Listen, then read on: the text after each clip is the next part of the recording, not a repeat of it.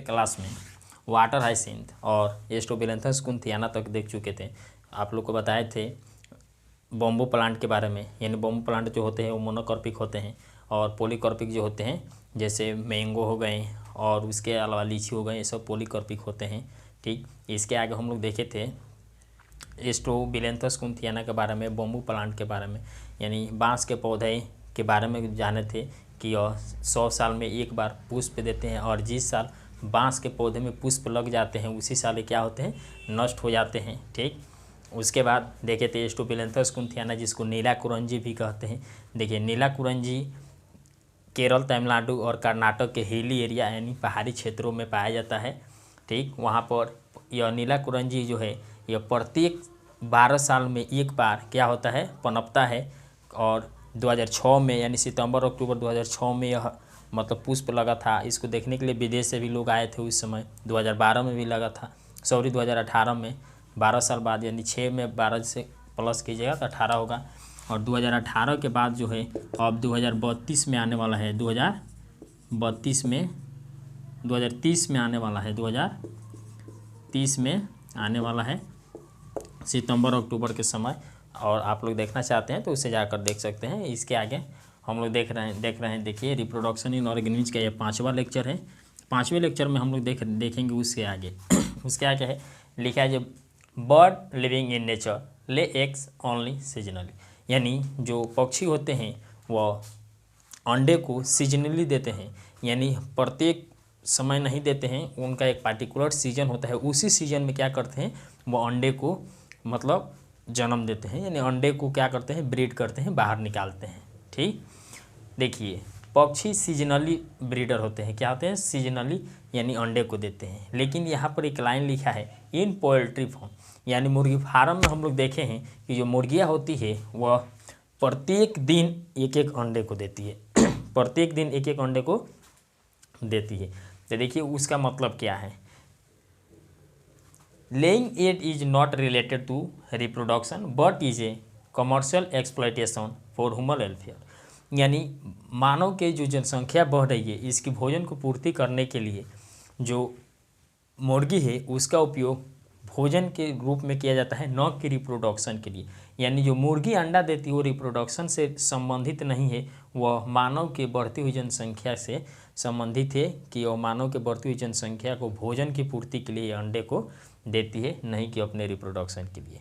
यानी लिखा है जो laying eggs is not related to reproduction, यानी यह रिप्रोडक्शन से रिलेटेड नहीं है। यह किससे रिलेटेड है, ह्यूमन वेलफेयर से रिलेटेड है, जो मुर्गियाँ प्रत्येक दिन अंडे को देती है। यदि वो अपने रिप्रोडक्शन के लिए देती तो सीजनली देती, यानी एक सीजन पार्टिकुलर उनका सीजन आता उसी समय अंडे को देती और अंडे से बाहर बच्चे को निकालती और उसको पालती और फिर क्या करती, यानी वो बच्चे फिर अगले चरण में सीजनली वो भी ब्रीड करता, यानी कहने का मतलब अंडे को बाहर निकालता फिर उसको सेता, उससे फिर वो बाहर बच्चे को निकालता।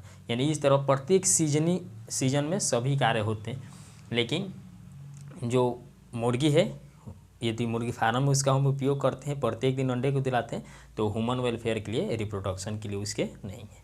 उसके आगे देखते हैं, लिखा है जो female placenta mammals exhibit cyclical change, यानी जितने भी प्लासेंटा मेमल्स होते हैं वो साइक्लिकल चेंज को प्रदर्शित करते हैं, साइक्लिकल चेंज को प्रदर्शित करते हैं। 2 प्रकार के साइकिल होते हैं, एक होते हैं ईस्टर साइकिल, दूसरा होता है मेचुरल साइकिल। ईस्टर साइकिल क्या है, ईस्टर साइकिल यानी वाइट से चिपचिपे पदार्थ जब मेचुरेशन के समय बाहर निकलते हैं उसको ईस्टर साइकिल कहते हैं। और मेचुरल साइकिल क्या है, जैसे मानव में आप लोग देखे होंगे, महिला में मानव जो होती है उसमें क्या होता है, मेचुरल साइकिल होता है, यानी मेचुरेशन के समय ब्लड बाहर निकलते हैं और एंडोमेट्रियम के लेयर टूटकर बाहर निकलती है। इसमें कोई लेयर टूटकर बाहर नहीं निकलती है, लेकिन ये मेचुरल साइकिल में एंडोमेट्रियम के लेयर टूटकर बाहर निकलती है।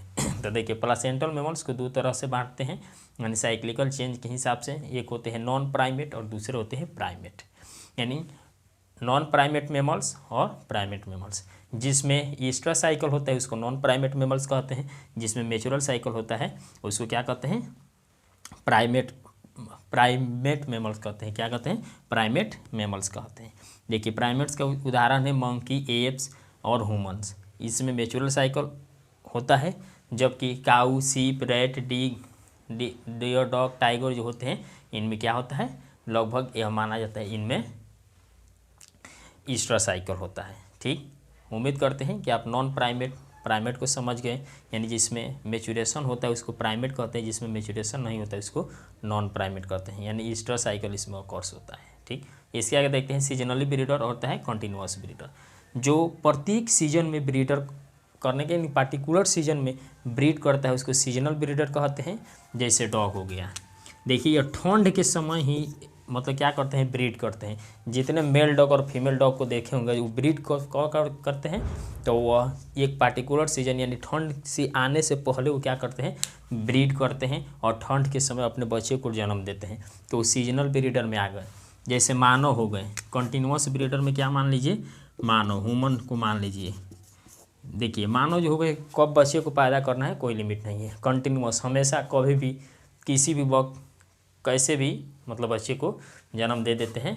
ठीक, इसमें यह कोई पार्टिकुलर सीजन का इंतज़ार नहीं करते हैं, तो इसलिए इसको कंटिन्यूअस ब्रीडर कहते हैं। और जो पार्टिकुलर सीजन में ही बच्चे को ब्रीड करके बच्चे को जन्म देते हैं उसको सीजनल ब्रीडर कहते हैं। उम्मीद करते हैं ये सभी बातें आप समझ गए। देखिए इसके बाद अगले क्लास में हम देखेंगे इवेंट इन सेक्सुअल रिप्रोडक्शन के इवेंट्स यानी घटना के बारे में देखेंगे।